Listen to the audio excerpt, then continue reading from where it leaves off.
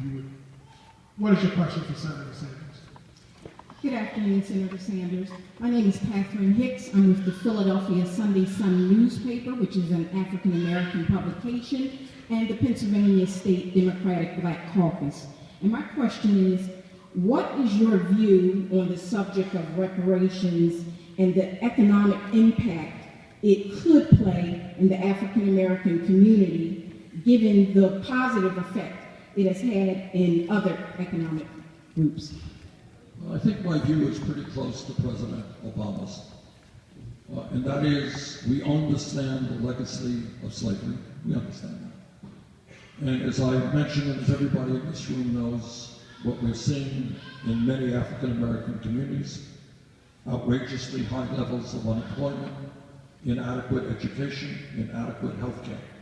And I think what we have got to do as a nation is invest in those communities who need that investment the most. And there's legislation introduced by some members of the Black Caucus, which I support, which takes a look at those communities around America which have long-term structural poverty issues, and they become the communities that receive the highest priority for federal funding. In other words, let us make sure that in every way, federal funding goes to those communities who need it the most. And in most cases, they'll be minority communities. Senator Neal, another question? Good afternoon, Senator Sanders. My name is Kanya Brand, and I represent Uniquely You Summit and For the Love of Black Girls. And we got a big fan club here. And we're an organization that works to help Black girls uniquely define, discover, and become who they are.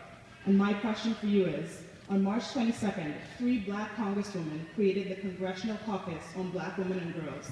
The caucus is designated to create policies that eliminate significant barriers experienced by Black women. Out of the 430 congressional caucuses on Capitol Hill, this is the first one to make Black women and girls a priority in policy debates in Washington. How do you plan to support the Congressional Caucus on Black women and girls as POTUS? Well, let me see, you're talking about a caucus in the House, right? Let's see if we can start that caucus in the Senate. How would that be? Thank you for the work you do. Yes, sir. Good evening, Senator. Suleiman Rahman with Black Voters Matter. And a question, we talk a lot about mass incarceration. As president, how will you address the collateral consequences that affect the formerly convicted and incarcerated? For instance, not being qualified for federal grants, as well as for their education, as well as for public housing as well. And will you use your pardoning power to continue the work that President Obama has started? President Obama has started it, and it's a good start, but we have a long way to go. Let me answer your question in a broader way. Number one, we've got to figure out why we have so many people in jail, right? And I think a lot of it starts off with looking at communities where kids have no options, no jobs, no education. We got to address that.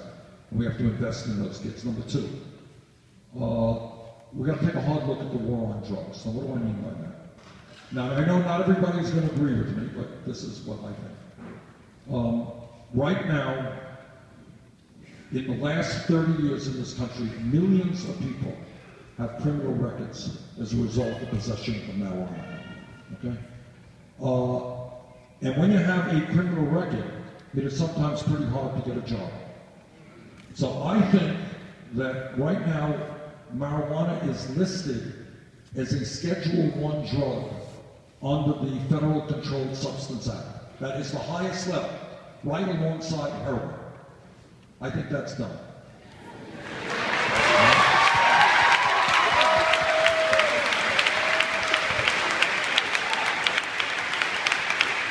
I'm not here advocating for marijuana or against marijuana, but I introduced legislation that would take marijuana out of the Federal Controlled Substance Act, so it would not be a federal crime. And I think that sets the tone to say that we don't want to be arresting people for marijuana. Okay, that's number one. Second of all, or third of all, whatever it may be. I had a hearing on criminal justice in Iowa a couple of months ago, and tell me if this is relevant to what you're talking about. There were two guys there who are now doing fantastic work, working with ex-prisoners, and they themselves have been prisoners. And one guy said, I'll never forget this, this is what he said, I was told that I was going to be getting out of jail the day before I was released. Day before, I was given a check for $75, and I was said, good luck. Well, you know what? He ended up back in jail. So we have got to do a whole lot more to address this very high rate of recidivism. If people leave jail with no job training, no decent housing, no adequate education, what will happen is they will fall into the same environment which got them in jail in the first place, all right? So I think we've got to address that issue.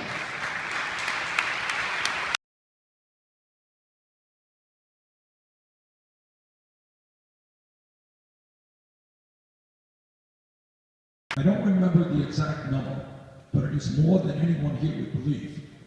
A whole lot of people who serve time in jail for felonies have lost their right to vote. You're aware of that? All right. In my state of Vermont, actually, that does not exist. And the feeling is, it's in a few states, but my view is if you have served your time, if you have paid your debt, you should not remove your democratic right. So, federal grants for education. So as far as federal grants for education, as well as public housing, not being able to take advantage of those. Right. What the gentleman is saying, some people may not know this, is the law right now is that if, let's say you're married and you have some kids, right? You get arrested, you go to jail. As I understand, you cannot go back to that public housing. All right? So the kids are denied the proximity of their father, right? The family structure is broken.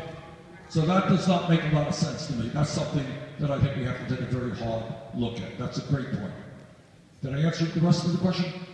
Education as well. Yeah, look. We spend $80 billion a year to lock people up in this country. 2.2 million people in jail, 80 billion. You know what? If we spent a fraction of that 80 billion on education, we could keep a lot of people out.